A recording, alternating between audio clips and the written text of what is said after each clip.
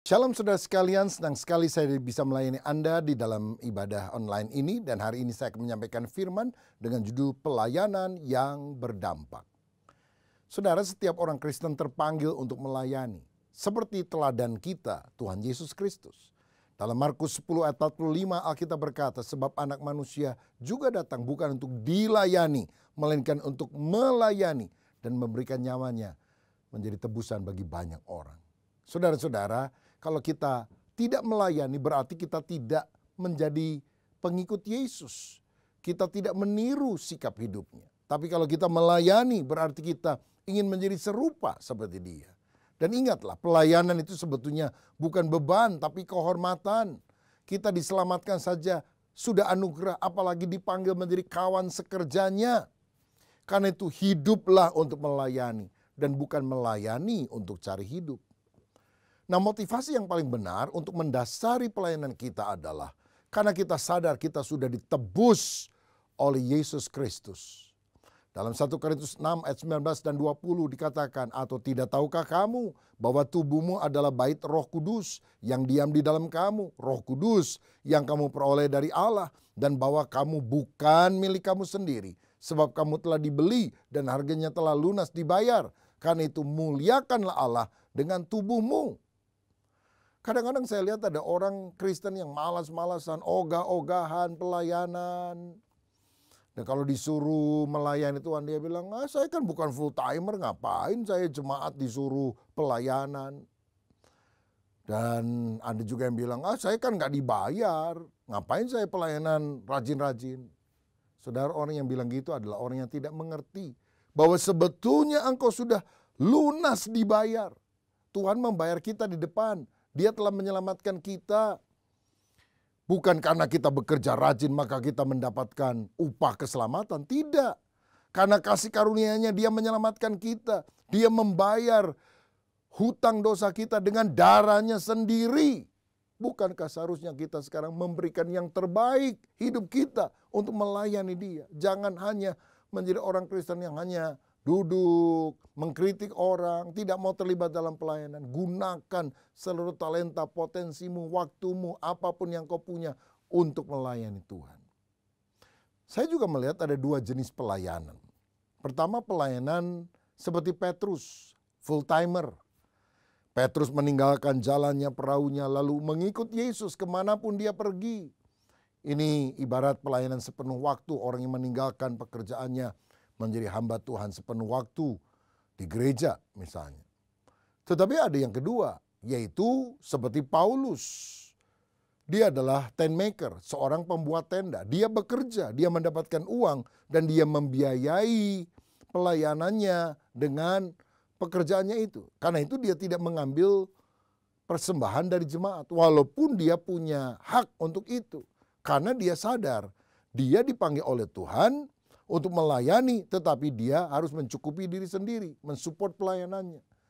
Jadi ada orang yang terpanggil jadi full timer, ada juga yang tidak perlu jadi full timer tapi full heart ya untuk melayani Tuhan. Bahkan kadang-kadang ada yang bukan full timer, dia full heart, overtime lagi untuk kemuliaan nama Tuhan. Wah, ini luar biasa. Jadi yang Tuhan lihat adalah hati yang harus dipersembahkan. Nah, tentu kalau saudara dan saya mau melayani, kita ingin pelayanan kita itu bukan biasa-biasa, tapi berdampak, punya pengaruh yang positif bagi banyak orang. Bagaimana caranya kita punya pelayanan yang berdampak? Mari kita belajar dari kehidupan Rasul Paulus, orang yang menanam banyak sekali gereja di abad awal, dan kemudian menulis hampir setengah kitab di dalam perjanjian baru. Saya melihat ada 4 hal kalau kita ingin menjadi pelayan Tuhan yang punya pelayanan yang berdampak. 4P. Yang pertama, kita harus mengalami perjumpaan pribadi. Personal encounter with Jesus. Di dalam Kisah Rasul 9 ayat 3-6 dikatakan bahwa Paulus itu berjumpa dengan Tuhan di pintu gerbang kota Damsyik, di mana dia sebetulnya ingin menganiaya orang Kristen. Tapi Yesus nampak dalam cahaya yang menyilaukan mata dan berkata, Saulus, Saulus, mengapa engkau menganiaya aku? Lalu rebahlah dia ke tanah. Dia bertobat. Dia menjadi seorang Kristen yang sejati. Saudara, saya percaya bahwa pelayanan sejati diawali ketika si pelayan mengalami pengalaman transformasional, perubahan hidup yang dikerjakan oleh Tuhan. Tahukah saudara bahwa orang-orang sadar sekarang bahwa pendidikan sejati itu bukan cuma transfer informasi. Karena jika demikian, search engine seperti Google bisa memberikan jawaban lebih lengkap, lebih jelas daripada guru siapapun. Tapi tugas pendidik sejati bukan hanya transfer ilmu, informasi, tapi mentransformasi kehidupan. Sehingga orang-orang mengalami perubahan ke arah yang lebih baik. Begitu juga kehidupan kita. Kita harus mengalami perjumpaan dengan Tuhan. Pelayanan itu bukan untuk mengembangkan bakat, tapi lahir dari pertumbuhan rohani. Sehingga kita menunjukkan perubahan apa yang ada setelah kita lahir baru berjumpa dengan Kristus. Dan kemudian kita mulai jadi berkat bagi orang lain. Alami Tuhan terlebih dahulu, baru pelayananmu berdampak. Ada satu ungkapan berkata, you cannot give what you don't have. Engkau tidak bisa memberikan apa yang saudara tidak punya. Kalau saudara tidak pernah mengalami Tuhan, bagaimana saudara bisa membawa orang kepada Tuhan? Engkau harus mengalami sesuatu dulu dengan Tuhan, baru pelayananmu berdampak. Saya dulu anak pendeta, saudara sekalian. Belum lahir saya sudah ke gereja ikut perutnya ibu saya. Tapi setelah saya lahir, saya paling malas ke gereja. Karena apa? Saya jadi Kristen, tapi saya tidak pernah mengalami perjumpaan dengan Tuhan. Tapi satu kali dalam sebuah retreat, Tuhan menjamah hati saya. Saya bertobat sejak itu. Saya cinta Tuhan, saya berkobar-kobar, saya beli Alkitab baru, saya baca setiap hari, saya garis bawahi ayat-ayat yang penting. Dan kemudian saya memberikan hidup untuk melayani Tuhan. Itu bukan karena disuruh orang, tetapi karena ada panggilan Tuhan, karena kita mengalami perjumpaan dengan Kristus. Paulus pernah berkata dalam Filipi 3 ayat 10, yang ku kehendaki ialah mengenal Dia. Saudara, dia bilang, aku paling ingin mengenal Kristus dan menjadi serupa seperti Dia. Kata mengenal yang dipakai di sini dalam bahasa Yunani berasal dari kata ginosko. Itu bukan berarti pengetahuan belaka. Karena ingat, Paulus dulu adalah ahli Taurat yang belajar Alkitab, dia ngerti. Tapi ginosko yang dimaksudkan bukan cuma head knowledge, tapi heart knowledge. Pengalaman yang mengubah hidup karena dia mengerti Tuhan bukan hanya dengan otak tapi dengan hatinya. Dia ngalami Tuhan. Padanan kata di dalam perjanjian lama bahasa Ibrani adalah yada. Misalnya dalam Kejadian 1 ayat 4 dikatakan Adam mengenal Hawa. Kata mengenal adalah kata yada. Dan akhirnya Hawa melahirkan anak. Ini pengenalan yang sangat intim seperti suami mengenal istrinya sehingga membuahkan anak. Nah, secara rohani kita juga harus mengalami ginosko, yada, pengenalan yang mendalam dengan Tuhan, intim seperti suami istri sehingga kita melahirkan anak-anak rohani yang banyak dalam pelayanan kita. Saudara, karena itu pelayanan sejati harus berasal dari kerinduan pribadi, bukan karena didorong-dorong. Kita harus banyak berdoa, membaca Alkitab. Hati ini berkobar-kobar karena cinta. Saudara, sejak saya bertobat dari yang dulu malas ke gereja, sekarang pinginnya kalau bisa tiap hari itu minggu. Dan saya ikut kebaktian. Kebaktian sekali nggak cukup. Kebaktian bisa 2-3 kali. Walaupun khotbahnya sama, mimpin pujiannya sama.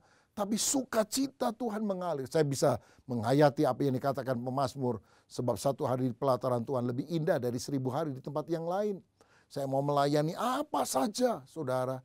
Tidak membedakan besar dan kecil. Semua saya bisa kerjakan. Sampai akhirnya saya menyerahkan hidup. Masuk ke seminari Alkitab dan belajar. Dan kemudian menjadi hamba Tuhan. Pertama, perjumpaan pribadi dengan Tuhan. Itu menyebabkan pelayanan kita berdampak. Kedua, kita harus mengalami yang namanya proses pembentukan. Paulus bertobat di Damsyik. Tapi kemudian Tuhan memproses dia, membentuk dia. Ada rentang waktu yang cukup panjang dalam proses pembentukan ini. Dalam Galatia 1 ayat 17 dan 18 firman berkata, juga aku, Paulus, tidak pergi ke Yerusalem untuk mendapatkan mereka yang telah menjadi rasul sebelum aku. Tetapi aku berangkat ke tanah Arab dan dari situ kembali lagi ke Damsyik. Lalu 3 tahun kemudian aku pergi ke Yerusalem untuk mengunjungi Kefas dan aku menumpang 15 hari di rumahnya. Jadi saudara sekalian, setelah Paulus bertobat, dia pergi ke tanah Arab. Alkitab tidak menjelaskan apa yang dilakukan di sana. Ada yang berkata bahwa dia mungkin pergi ke Gunung Sinai untuk berdoa, mencari wajah Tuhan. Karena Tuhan pernah menampakkan diri di Gunung Sinai kepada Musa. Dia ingin pengalaman yang lebih intim dengan Tuhan. Lalu dia pergi ke Yerusalem, mengunjungi Petrus, dan menginap 15 hari di sana. Nah, menurut Kisah Rasul 9 ayat 27, hal ini bisa terjadi karena Barnabas yang memperkenalkan Paulus kepada para rasul. Dan kemudian Paulus memberitakan Injil di Yerusalem. Tapi orang-orang Yahudi yang tahu Paulus yang dulu sangat membenci kekristenan kok sekarang jadi pro-Kristen, mau menangkap dia dan membunuh dia. Maka para murid kemudian membawa dia lari keluar kota dan dia pergi ke Tarsus, yaitu kota kelahirannya. Dan setelah itu tidak ada kabar yang dicatat dalam Alkitab tentang Paulus. Baru kemudian kita mendengar kabarnya lagi dalam Galatia 2 ayat 1. Paulus bilang begini, kemudian setelah lewat 14 tahun, aku pergi pula ke Yerusalem dengan Barnabas dan Titus pun kubawa juga. Mereka datang untuk membawa sumbangan dari jemaat Antioquia yang diperuntukkan bagi jemaat Yerusalem yang sedang mengalami bencana kelaparan. Jadi Paulus itu ada di Tarsus tanpa kabar mungkin 13 atau hampir 14 tahun. Tiba-tiba Barnabas datang untuk menjemput Paulus. Barnabas membimbing dia. Dan akhirnya Paulus menjadi rasul yang lebih terkenal dari Barnabas. Yang menanam banyak gereja dan menulis hampir setengah kitab Perjanjian Baru. Saudara-saudara, dari sini kita melihat seorang pelayan yang berdampak itu adalah orang yang mengalami proses pembentukan dari Tuhan. Yusuf dibentuk 13 tahun sebelum impian yang Tuhan berikan menjadi kenyataan. Daud harus menunggu 20 tahun sampai akhirnya dia menjadi Raja Israel. Musa harus menunggu di padang Midian 40 tahun sebelum Tuhan memanggil dia menjadi pemimpin Israel. Paulus harus diproses 14 tahun. Kita tidak mendengar kabar tentang dia. Tapi setelah waktunya Tuhan, melalui Barnabas, Paulus muncul ke permukaan dan menjadi salah satu rasul terbesar yang dikenal di sepanjang sejarah. Bolehkah saya bertanya kepada Anda, apakah ada di antara saudara yang merasa seperti Paulus ketika ada di Tarsus, 13 tahun, 14 tahun. Tidak ada kegiatan yang berarti yang dicatat di dalam Alkitab. Saudara sudah lahir baru, sudah belasan tahun hidup menjadi orang Kristen, tapi pelayananmu biasa-biasa, tidak berdampak, tidak ada terobosan. Sehingga saudara pernah bertanya kepada Tuhan, Tuhan, apakah Tuhan sudah selesai dengan saya? Tidak adakah satu perkara besar yang Tuhan mau kerjakan dalam hidup saya? Saya mau katakan kepada saudara, Tuhan punya rencana besar dalam hidup saudara. Dia mau memakai engkau menjadi alat kemuliaannya. Tapi engkau harus rela dibentuk dan sabar menantikan waktu Tuhan. Karena ada dua kecepatan Tuhan untuk menolong kita. Pertama, lambat. Kedua, lebih lambat. Tapi dia tidak pernah terlambat. Dia sedang membentuk kita supaya gambaran Kristus, karakter Kristus ada dalam kehidupan kita. Dari sini saya juga belajar satu hal, bahwa sukses itu adalah ketika kesempatan dan persiapan kita bertemu. Tuhan yang membuka kesempatan, tapi kita harus mempersiapkan diri kita. Sehingga pada waktunya kita dipakai oleh Tuhan luar biasa. Ingatkah saudara, bahwa Yesus harus menunggu 30 tahun sebelum dia melayani kepada publik. 30 tahun dia ada bersama dengan keluarga, bahkan menjadi tukang kayu. Tapi dia sabar dengan waktunya Tuhan. Pelayanannya hanya 3,5 tahun. Tapi dampaknya luar biasa. Mari kita setia dalam perkara yang kecil. Taat kepada pimpinan Tuhan. Jangan berontak bahkan ketika Tuhan sedang memproses kita dalam waktu-waktu pembentukan. Kalau saudara lihat ulat untuk menjadi kupu-kupu, dia harus melewati proses jadi kepompong. lama, diem, nggak ngapa-ngapain. Dan kalau ada orang yang kemudian membuka kepompong supaya lebih cepat jadi kupu-kupu, malah mati itu saudara. Tapi kalau ulat ini sabar, tabah, ulet, dan akhirnya dia matang jadi kupu-kupu, dia akan menjadi kupu-kupu yang indah. Biarlah kita juga mengalami proses pembentukan Tuhan. Yang ketiga, kalau kita ingin menjadi pelayan yang berdampak, kita harus melakukan pelipat gandaan melalui pemuridan. Seperti Paulus, kita juga harus membagikan nilai-nilai hidup kita, kerinduan hati kita, keterampilan kita kepada orang lain. Dalam hal ini, Paulus punya anak rohani namanya Timotius. Dan saya percaya Paulus juga belajar dari Yesus yang mementori 12 murid. Sehingga pengajarannya, isi hatinya, misinya dia tuangkan kepada para murid. Sehingga ketika Yesus naik ke sorga, berita Injil tetap disampaikan, bahkan sampai ke seluruh dunia.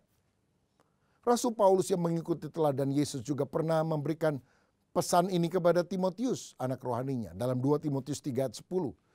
Tetapi engkau telah mengikuti ajaranku, cara hidupku, pendirianku, imanku, kesabaranku, kasihku, dan ketekunanku. Paulus menemukan orang muda, yaitu Timotius, dan memultiplikasikan dirinya kepada orang tersebut. Dia juga menemukan Titus dan murid-murid yang lain. Saudara, pelayanan akan berdampak kalau kita bukan hanya melayani program, tetapi kita membangkitkan orang-orang muda sehingga mereka punya pemikiran, hati, dan kerinduan melayani sama seperti kita. Paulus pertama dimentori oleh Barnabas. Karena Barnabas itulah yang memperkenalkan Paulus kepada para rasul di Yerusalem. Bahkan kemudian hari, Barnabas inilah orang yang sama yang pergi ke Tarsus untuk mencari lagi Paulus yang sudah tidak ada kabar beritanya 14 tahun dan mengajak dia dalam pelayanan. Karena dalam Kisah Rasul 11 ayat 25 dikatakan, lalu pergilah Barnabas ke Tarsus untuk mencari Saulus, dan setelah bertemu dengan dia, ia membawanya ke Antiokhia. Jadilah seperti Barnabas yang bisa menemukan orang berpotensi dan mengajak, bahkan mendorong dia dalam pelayanan. Hasilnya akan sangat dahsyat. Paulus lebih dipakai Tuhan dibandingkan Barnabas. Paulus lebih terkenal. Tapi kita perlu jadi orang seperti Barnabas. Mungkin ada orang-orang muda yang masih karakternya kurang baik dan sebagainya. Tapi engkau melihat dengan kacamata Tuhan, melihat dengan hati Tuhan bahwa dia punya masa depan yang baik kalau dia bisa berikan seluruh hidupnya bagi Tuhan. Dan kalau engkau memuridkan dia, dia bisa menjadi seperti Paulus yang dipakai Tuhan. Dari nobody menjadi somebody untuk kemuliaan nama Tuhan. Saudara-saudara, mungkin kita bisa temukan orang-orang seperti itu dalam ibadah di gereja, lalu kita ajak di dalam kelompok sel, mungkin 10 orang. Tapi kemudian kita mulai terlibat dalam pembicaraan pribadi, meluangkan pikiran, gagasan hati kita, dan kemudian kita ajak dia magang. Kalau kita pelayanan, biar dia ikut. Akhirnya dia melihat apa yang kita lakukan, dan akhirnya kita bisa memultiplikasikan, menggandakan kehidupan kita melalui orang lain. Saudara-saudara, itulah pelayanan yang berdampak. Dan yang keempat, yang terakhir, pelayanan yang berdampak, tujuan utamanya adalah mencari perkenanan Tuhan, bukan manusia. Itu yang dikatakan Paulus dalam Galatia 1 ayat 10. Jadi bagaimana sekarang? Adakah aku cari kesukaan manusia atau kesukaan Allah? Adakah aku coba berkenan kepada manusia? Sekiranya aku masih mau mencoba berkenan kepada manusia, maka aku bukanlah hamba Kristus. Saudara, pelayanan yang berdampak karena tulus motivasinya untuk kemuliaan nama Tuhan. Tidak cari tepuk tangan, pujian manusia, tapi cari perkenanan Tuhan. Semua orang bisa bilang, kamu hebat, pendeta besar, orang Kristen yang saleh, jadi penyumbang yang paling hebat di gereja ini. Tapi kalau Tuhan bilang, aku tidak kenal kamu, habis kita. Tapi walaupun orang menghina, tapi kalau Yesus berkata, baik sekali perbuatanmu. Oh, itu adalah hal yang sangat kita rindukan dalam kehidupan. Cari perkenanan Tuhan, bukan perkenanan manusia. Saya akhiri dengan kisah ini. Ada seorang anak yang dari sejak kecil belajar piano dan akhirnya menjadi seorang pianis yang sangat handal. Dia melakukan berbagai konser di banyak tempat. Tapi satu kali dia sangat tertantang karena konser itu diadakan di kota kelahirannya. Dan ketika waktunya ada, hampir 1.000 orang memenuhi ruangan tersebut. Dan mendengarkan dia bermain piano dari satu lagu ke lagu yang lain. Dan lagu yang terakhir dia lakukan yang terbaik. Dan orang-orang kemudian berdiri, bertepuk tangan, memberikan standing ovation dan berteriak, mainkan lagi, mainkan lagi, mainkan satu lagu lagi. Layar sudah ditutup. Orang tidak bisa melihat lagi pianis itu, tapi mereka tidak mau pulang. Mereka tetap berteriak, mainkan satu lagu lagi. Manajer melompat dari kursinya dan berkata, ayo mainkan satu lagu lagi. Pianis ini berkata, oke, tapi izinkan saya melihat. Dia buka sedikit itu tirai yang ada dan dia perhatikan semua orang bertepuk tangan berdiri. Tapi dia tutup lagi, dia bilang, saya nggak jadi memainkan satu lagu lagi. Karena saya melihat di balkon ada seorang kakek tua yang tidak berdiri dan tidak bertepuk tangan. Ketika manajer lihat, dia bilang, ya aku lihat kakek itu. Tapi cuma satu yang tidak bertepuk tangan dan berdiri. Semua bertepuk tangan dan berdiri. Persetan dengan kakek itu. Mungkin dia tidak mengerti permainan piano, tidak mengerti musik. Kenapa kamu terganggu? Oh, kamu tidak tahu manajer. Kakek tua itu adalah guru piano saya yang pertama ketika saya masih kecil. Jadi saya tidak puas karena dia tidak berdiri dan mengacungkan kedua jempolnya. Berarti di pemandangan matanya saya seharusnya bisa melakukan yang lebih baik. Beri saya waktu. Saya akan berlatih lebih giat. Satu kali izinkan saya bisa melakukan konser lagi di kota ini. Dan aku tidak peduli kalau pada akhirnya tidak ada orang yang berdiri dan bertepuk tangan. Aku hanya ingin melihat kakek tua itu berdiri bertepuk tangan dan berkata, baik sekali apa yang kau lakukan. Tepuk tangan siapa yang saudara cari? Manusia? Pemimpinmu? Ataukah terutama Tuhan? Biarlah Tuhan adalah pribadi satu-satu yang kita senangkan, kita puaskan dalam kehidupan kita. Karena itulah pelayanan yang akan membuat hidup kita berdampak. Bukan untuk menyenangkan manusia, tapi untuk sungguh-sungguh memberikan hidup bagi Tuhan. Saudaraku, jangan hanya menjadi orang Kristen yang hidup bagi diri sendiri, tapi layani Tuhan. Dan biarlah pelayananmu berdampak karena engkau sungguh-sungguh melakukan kebenaran firman yang saudara dengar pada hari ini. Siapa yang rindu dipakai oleh Tuhan, melayani Tuhan dan pelayanannya berdampak. Taruhlah tangan di dada, mari kita berdoa. Bapa, sudah sangat lama kami selalu meminta agar Engkau menuruti keinginan kami. Tapi hari ini kami mau mempersembahkan hidup, kami ingin menuruti keinginan-Mu, kami ingin menjadi pelayan-Mu. Tidak harus kami jadi full timer, tetapi kami melayani secara full heart. Mungkin seperti Paulus, tetap menjadi pembuat tenda, bekerja dengan profesi.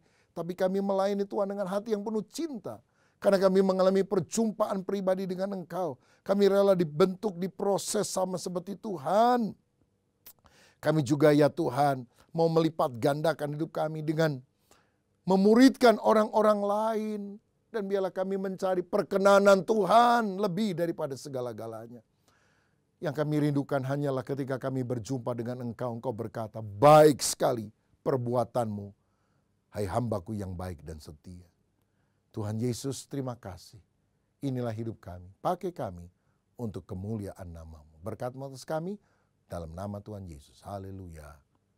Amin. Salam sehati, Tuhan Yesus memberkati.